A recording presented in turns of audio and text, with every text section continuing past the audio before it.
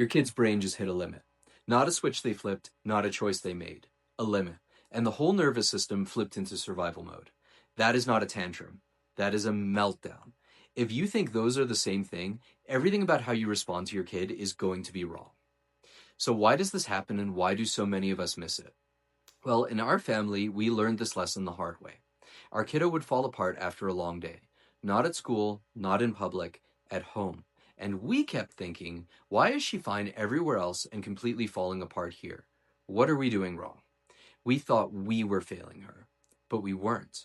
She wasn't doing anything wrong either. She was just holding it together all day, and home was the only place safe enough for her to let it go. Once we understood what was actually happening in her nervous system, everything changed. Not just how we responded, but how we felt about responding. So what's actually happening in a meltdown at the brain level? Well, here's what's actually happening. There are two completely different systems driving what looks like the same behavior.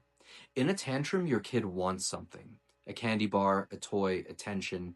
They're upset they can't have it. And watch their eyes. They're watching you. Checking if it's working. There's strategy in there, and there's a choice. A meltdown is not that. A meltdown is your child's nervous system being pushed past what it can handle. Their brain hits a limit.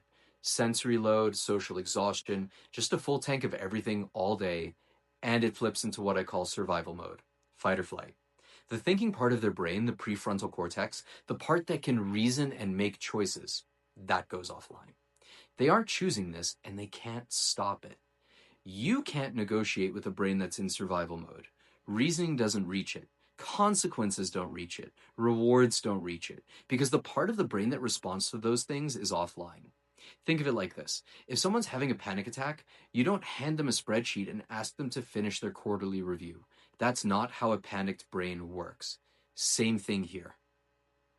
Has anyone ever been told their kid is just doing this for attention? Right? Here's what actually helps. Number one, get out of the way of the storm. Don't try to stop it. Don't try to talk them out of it. A meltdown needs to run its course just like a fever. Your job isn't to fix it. Your job is to be the anchor while it passes. Stay close. Stay calm. Keep your voice low. You're not talking them down. You're co-regulating. Your nervous system is the only thing that can reach theirs right now. Number two, don't try to reason in the moment. I know it's tempting. Hey, it's okay. Let's talk about this. That part of the brain is offline. You're not talking to your kid right now. You're talking to their nervous system. And you can't convince a nervous system to calm down with words. Wait until they're back. Then you can process it. Not during. Number three, plan for the after. Once the storm passes, your kiddo is going to be wiped out.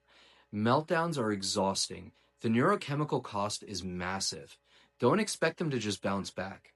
Give them sensory recovery time. Quiet, low demand. That's not being soft. That's meeting their actual needs. And number four, track the patterns. Meltdowns are predictable once you know what to look for. For our kiddo, it's after full days. Sensory heavy days, social heavy days, days with transitions she didn't get warning on. Once we saw the pattern, we could build in recovery time before the meltdown even started. So what do you actually say to yourself next time someone gives you that look? Here's the reframe I want you to take into this week. Next time someone gives you that look in the grocery store, you know, the one, I want you to say to yourself, their brain just hit a limit. That's it.